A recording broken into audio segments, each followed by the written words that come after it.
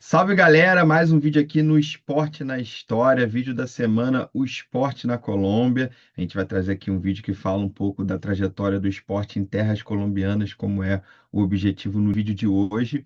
Então, se você acompanha o canal, não deixe aqui de divulgar o nosso trabalho, curtir esse vídeo, compartilhar com seus amigos e amigas, seguir o canal, obviamente, e também ativar as notificações para que assim você possa estar por dentro de tudo que está sendo falado aqui. Ok?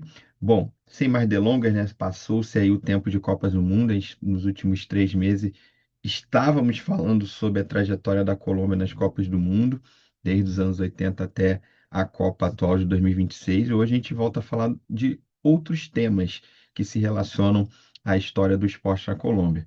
Outrora, a gente falou, quando comecei a trabalhar essa temática da Copa do Mundo na Colômbia, a gente falou um pouco sobre a Copa de 1986, onde os colombianos eram a priori estabelecidos como sede do torneio e acabaram depois não organizando esse mundial que ocorreu no México por vários fatores, dentre eles a questão do narcotráfico no país.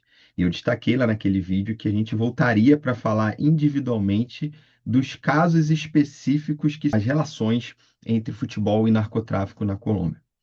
Um desses casos é a questão do cartel de Medellín, focado no Pablo Escobar e a relação com o futebol, ou a não relação, como eu vou tentar relativizar aqui um pouco hoje. Outra é sobre o cartel de Cali, a relação com a América de Cali. E outra é sobre o Gacha americano, que era um braço do Pablo Escobar, que não foi só um narcotraficante, mas envolvido em outros comércios ilegais e que era muito ligado ao milionários. Eu vou fazer a partir de hoje, nos próximos 3 meses, um vídeo para cada um desses temas. As relações com Escobar e Medellín começam hoje, depois as relações de Cali, do cartel de Cali com a América, e por último as relações do Gacha com o Milionários de Bogotá, ok? E iniciando com Escobar, eu trago como pontapé inicial da temática a abordagem acerca do Pablo Escobar e relativizando essa influência dele, que eu já avancei nessa última década em paralelo com outras investigações realizadas sobre o país e que eu fui em paralelo mesmo tocando alguns pontos sobre o narcotráfico e o futebol, o que eu pude identificar e óbvio que carece ainda de outras hipóteses que podem ser levantadas, é que se tem algumas narrativas prontas sobre as relações do Escobar, enquanto narcotraficante líder do cartel de Medellín, e o futebol, que são dadas e colocadas como mitos na imprensa, no jornalismo esportivo e até por acadêmicos, mas que carecem de comprovação. Por exemplo, a afirmação, que é onde eu parti exatamente dela para fazer as minhas investigações a partir de 2015 para 2016. Quando eu estava no doutorado, ainda pesquisando outros temas, eu comecei a também pesquisar essa relação do Escobar. O Escobar financiou o Atlético Nacional, campeão da Libertadores de 1989. A gente lembra que o Atlético Nacional é o primeiro clube colombiano a vencer uma Libertadores em 89. O América de Cali já havia sido um clube que chegou em finais nos anos anteriores, bateu em 3 finais com 3 vices, depois tem mais um vice nos anos 90. Mas os clubes colombianos campeões até hoje são Atlético Nacional, 1989 e 2016, e o Once Caldas de 2004. O Nacional ele vence a primeira Libertadores e era um lugar comum na imprensa colombiana, internacional, no jornalismo esportivo como um todo e na academia também, que o Atlético Nacional venceu com o dinheiro do Pablo Escobar. Em todas as fontes que eu analisei, o que eu consegui concluir até hoje nas investigações feitas é que isso é uma narrativa que não tem comprovação. Tem suposições. Aquela ideia da suposição. Não, não tem como o Escobar não investir no futebol. Não tem como o cartel de Medellín não ter investido. Os caras visitavam o Escobar em La Catedral, a prisão que o Escobar fez para si mesmo e jogava lá com grandes jogadores colombianos que iam visitá-lo e faziam aquelas peladas. Então, tem alguma coisa por trás? Sim, eu não discordo disso. E não estou aqui para negar a influência do Escobar no futebol, mas sim para demonstrar que o que se tem até hoje pesquisado e comprovado é muito pouco para se cravar com tanta ênfase aquilo que se coloca sobre ele.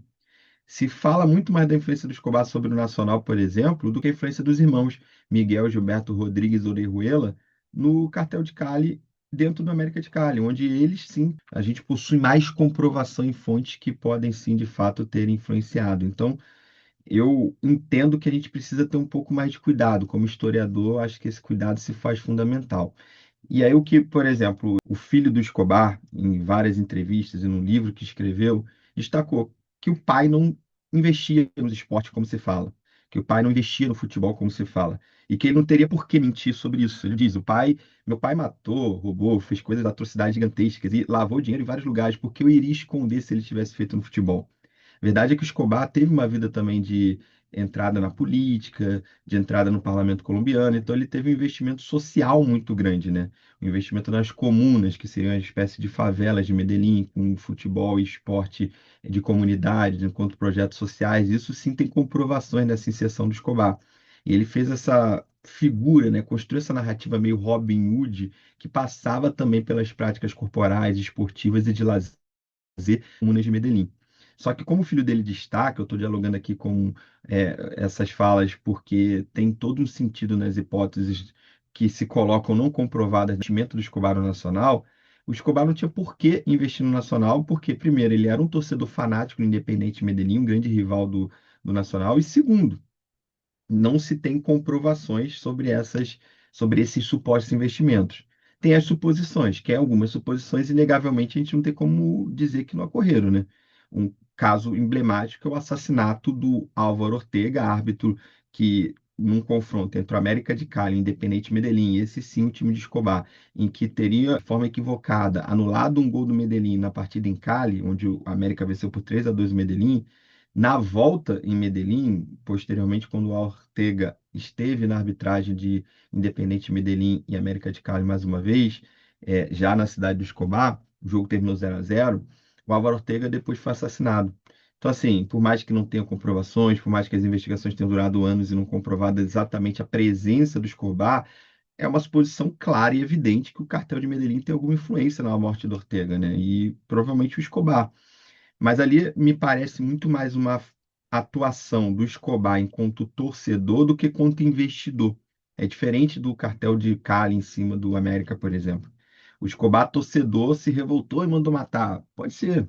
Não estou aqui cravando, não sou investigador, não sou policial e nem tenho acesso a fontes. Quem eu tentei entrevistar, inclusive, chefes de Federação de Arbitragem da Colômbia, irmão do Álvaro Ortega, todos esses eu tentei entrevistar, todos me negaram entrevistas. É um tema meio que tabu até hoje na Colômbia pela repercussão que isso gerou e cancelou o Campeonato Colombiano, que não teve um vencedor em 1989, né? O ano que o Atlético Nacional é campeão da Libertadores não tem um Campeonato Nacional um vencedor, porque tem essa anulação devido à morte do Ortega, né? Mas a morte dele é muito simbólica para cravar, ó, viu? O Escobar investe no futebol, mas como que ele estaria investindo no Atlético Nacional para ganhar a Libertadores e mandando matar em nome do Independente Medellín ao mesmo tempo? São questões que eu trago muito mais aqui como perguntas e indagações do que como respostas. Mas é uma coisa que eu deixo muito claro, assim, essa relação quase já dada, colocada como verdade, de que o Escobar investia no futebol colombiano e que fez o Atlético Nacional ser campeão da Libertadores. Isso é algo que eu questiono, não no sentido de que não tenha ocorrido, mas de que me carece ainda de fontes para comprovar isso. Indagações e suposições a gente tem várias, obviamente. O narcotráfico tinha dinheiro lavado em todos os setores da sociedade colombiana e movimentava muito uma boa parte do PIB nacional. Mas a questão toda não se faz tão materializada essa influência como a gente pode ver no cartel de Cali, por exemplo, que a gente vai ver no próximo vídeo, mês que vem, de 22 de setembro, no Projeto Esporte na Colômbia.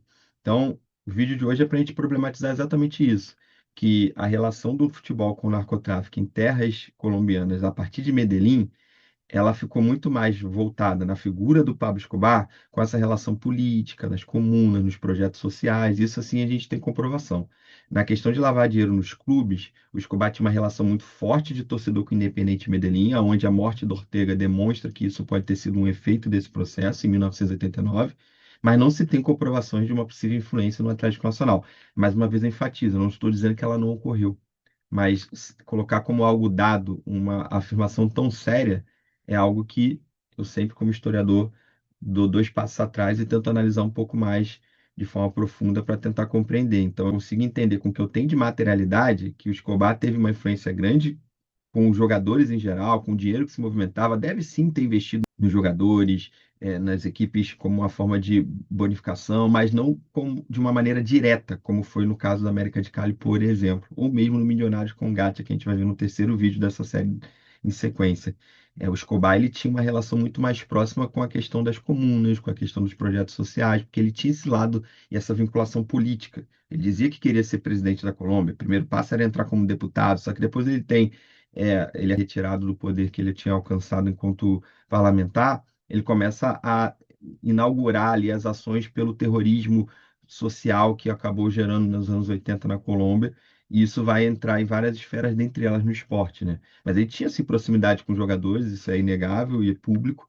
Porém, esse investimento direto, que é algo que eu questiono sem negar, mas dizendo ainda, como um especialista em futebol colombiano que está se aprofundando sobre esse tema nos últimos tempos, que é algo que precisa ser melhor problematizado. E talvez eu não tenha como acessar todas essas respostas, porque, como eu falei, o que eu já tentei até agora de entrevistas do tema do Ortega, por exemplo, eu tive negativas nas entrevistas. As fontes têm uma limitação, né? Que é a limitação do medo, a limitação da negativa de falar de algumas temáticas, mas cabe ao papel do historiador, de investigador, até do jornalismo investigativo também, que a gente vá atrás, que a gente mexa nesse vespeiro para tentar chegar a conclusões um pouco mais materializadas, concretas e que tenham sustentação dentro das hipóteses levantadas, né? Então, trazendo nesse vídeo de hoje, a ideia era um pouco falar sobre essa relação do Escobar com o esporte em Medellín, destacando que ele teve sim, pela atuação política dele, uma relação com as comunas, com os projetos sociais, e aí por isso foi construída essa ideia de um Robin Hood paisa, né? Um Robin Hood de Medellín, um Robin Hood que tirava dos ricos para dar para os pobres. Isso foi uma narrativa que ele construiu enquanto político ali naquele início de trajetória antes de sair definitivamente, mas não tem materialidade para afirmar. O Escobar era o dono do Atlético Nacional e o Atlético Nacional só venceu a Libertadores de 89 por causa dele. Não tem como afirmar isso, mas fica muito evidente que o seu lado torcedor do Independente Medellín fez com que algumas ações do cartel influenciassem casos como o do assassinato do Álvaro Ortega, árbitro morto em 1989, que fez com que o Campeonato Nacional da Colômbia terminasse naquele ano sem um campeão, coincidentemente o ano que a Colômbia teve seu primeiro time campeão da Libertadores, que foi o Atlético Nacional, também de Medellín, rival do Independente, time do Escobar, tudo isso num cenário único para pensar essa relação de futebol e narcotráfico nos torna um prato cheio, né, para analisarmos o tema e pensarmos quais fontes nós podemos aprofundar aqui para frente para problematizar a temática, né?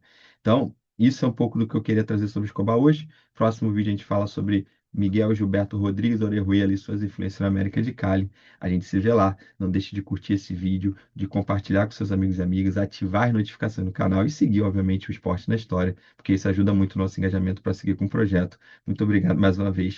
Um grande abraço. Até a próxima.